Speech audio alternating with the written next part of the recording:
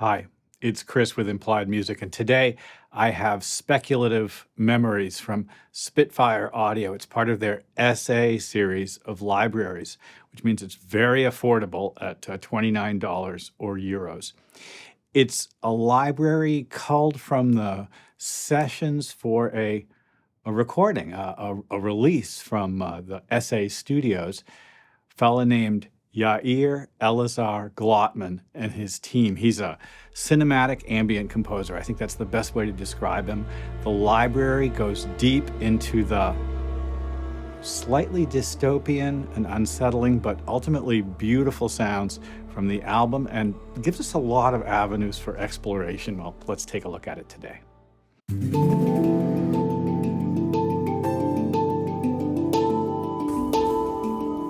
You definitely should just drop by the Spitfire page and take a look at it. Here's what you get when you pop right up there. And you can see he's there in the big Berlin studio, the Funk House. And they've got a new space there called the Monome, and it figures into this library in an interesting way. We'll talk about how that works. Yair's a double bass player, and he's enlisted a bunch of other players, a terrific guitarist and vocalist to help him with this. We see some photographs of the team. There's Sarah, who's done the singing, as well as, acoustic instruments.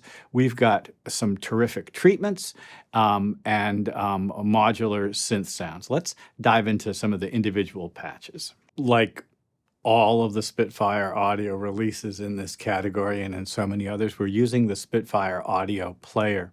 It features a couple of sliders on the left, which are just naturally controlling expression. This would be your mod wheel. I'm using a nano controller, which has a bunch of sliders on it. It also has just normal MIDI volume.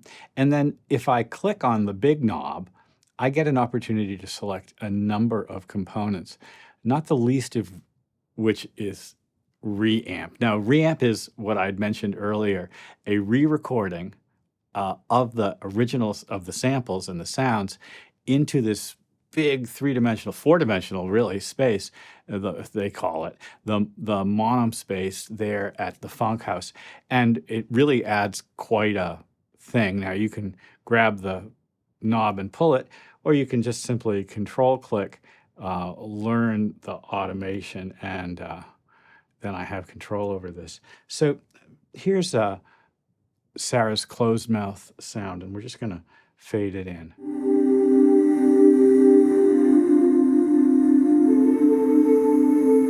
It's beautiful, no doubt about it. Now, that sounds lovely.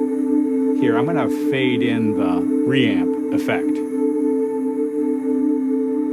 And you hear a beautiful three-dimensional spread, as well as some added ambience, noise, other elements. So here's my world, both the reamp and expression. Can I record music with this? That's always the question. I recorded a few pieces with it. Well, let's take a look at just a few of these presets. So you can see a bunch of vocals, including granular clouds and Morse clouds. They feature in the piece that I did with the vocals. Slow pulses and waves. It's just kind of exactly what you'd expect. It's really geared towards tension in underscoring, careful constructed ambient sounds, and each tone is fairly evolving, right? If I just play a tone and hold it down, that's just one note, and I'm getting a lot of different sounds in there, aren't I? Now, I haven't got a lot of control over the individual sounds or the way they're swelling. Again, I'm not doing anything. In my ideal world as a performer, I'd like to have control over the balance of the components of the sound, perhaps through filter, perhaps through layering. And additionally, if I play a chord, I would love to have control over those components on a note-by-note basis. It's why I love MPE. And so far, Spitfire's audio engine doesn't handle MPE. To me, that's a disappointment, and it's a missed opportunity in libraries like this. And there's a couple of others that might fall into that category as well. Just saying. Spitfire, I want MPE. Let's look at some of the other categories. Bowed guitar and guitar swarms. The bow guitar is really beautiful. And again, we've got that thing where you just hold a note and you get all kinds of activity. You have to surrender to the effect in a way. But when you're working quickly and you need something that's lively and vital, it's not a bad approach. Now, the modular synthesizer does have some really great sounds. And again, they're all pretty busy.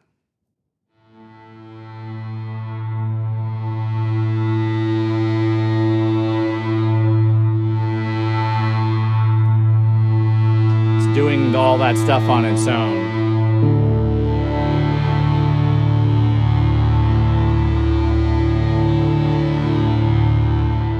Now, I can do something with these types of sounds that can give me a little more vitality, which is to use the random start and take that up to 50% or so. Every time I play a note, it will begin in a slightly different place in the sample.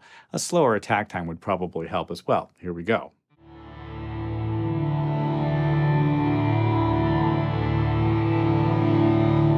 That's kind of fun for me. I don't mind that at all. I'm enjoying it. Modular synthesizer followed by textures, and there's a lot of textures, and this is kind of a reamped effects on bass, guitar, vocals, the synthesizer. Some of these textures are really fascinating, and I don't really have time to play all of them for you. There's a good walkthrough at the Spitfire website, which is worth looking at, but I really liked the tone memory. I thought that was just really wonderful. And, dirty organ worked for me. It's exciting and fun. Now, taking advantage of Yair's double bass, we have a bunch of sounds based on the double bass as well. Maybe you'd like to hear a few of these pieces. So I'm by nature kind of a contemplative ambient composer, and so these long holds are fascinating to me. So I've begun the piece with 3 tracks of vocals, and as you can see, there is just tons of expression data in all of these tracks. And I'm just going to make this kind of like go away so that it's easier to see. Just see all that squiggly stuff? It's the way to get some kind of vitality and expression out of these sounds. I'm using 3 sliders at once as I play 1 or 2 notes. Love these vocal sounds. Here the Vox granular clouds and Vox Morse cloud tracks are creating percussive, percolating, very 3-dimensional effects.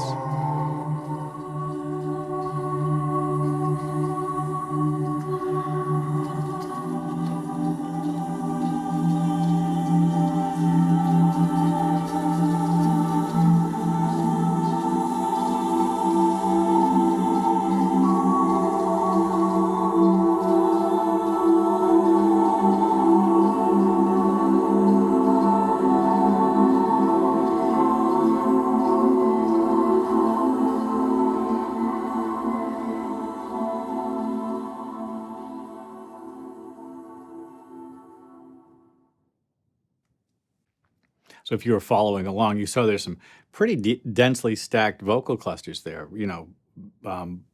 This holds up to that kind of treatment. Well, moving into the guitar bowed drones and one of the synth textures, I love this effect here. This is very strong harmonic colors. It's hard to get chord changes from these kinds of sounds. See what you think about this.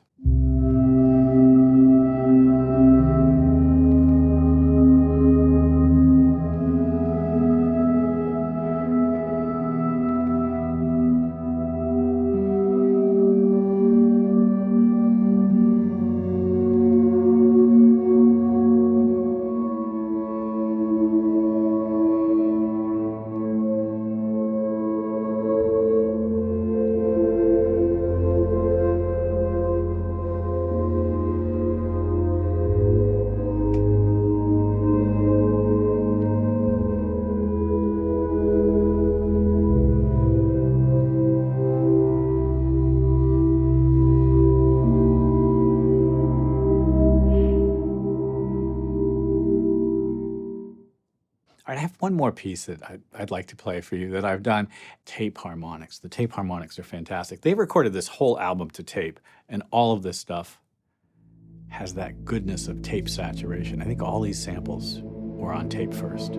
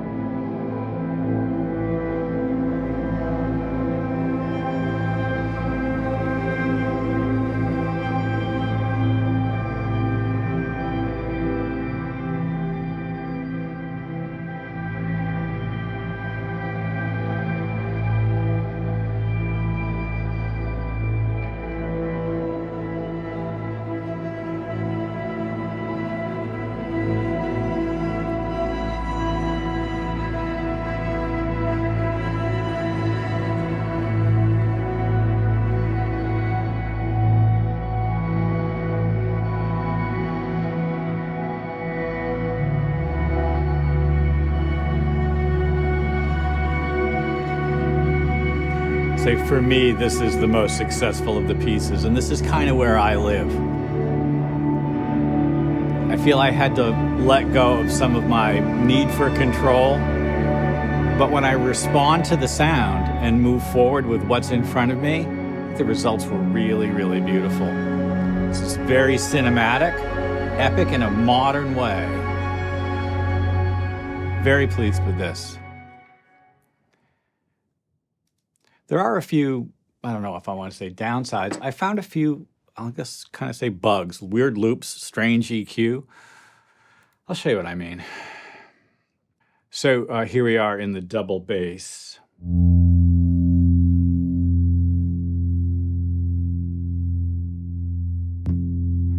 And it's looping, and it's got a pretty bad pop in the loop. It happens over the course of several notes. If I just go up one note, this loop is fine. You don't like to see that. I'll just say that. It's kind of like, this is, admittedly, I got this sort of the day after it was released or two, but, you know, one wishes for no pops in one's loops. Yeah. Another one of the sort of strange bugs I found was in the textures, one of the textures patches, tone memory. So kind of you can see it on the EQ, kind of a high frequency sound. If I go up one step, suddenly there's a good amount of low frequency material there. I'm not happy with that. It's just kind of a mistake. Well, you know, I get it. We're all entitled, right? Listen, this is a remarkable value for a package that offers some types of ambiences that would be enormously difficult to create or recreate in most home studios. The sort of my wish list for it includes, you know, fixing these little bugs.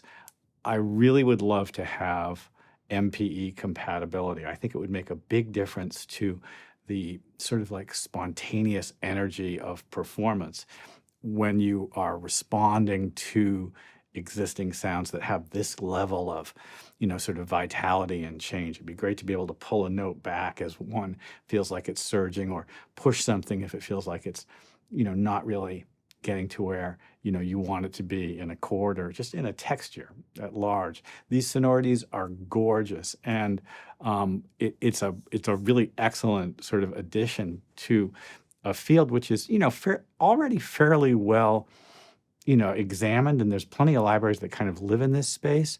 But Yair's sort of orientation towards this space is unique, and I'm delighted that we have the opportunity to sort of participate in it in this way. As much as anything else, I enjoy this as a listener, as a fan of, you know, kind of great music, cinematic, ambient, however you want to think about it. It's really something special. Well, I hope this has been useful. Like and subscribe, ding the bell, you'll be notified when I do my videos, and I will see you next time.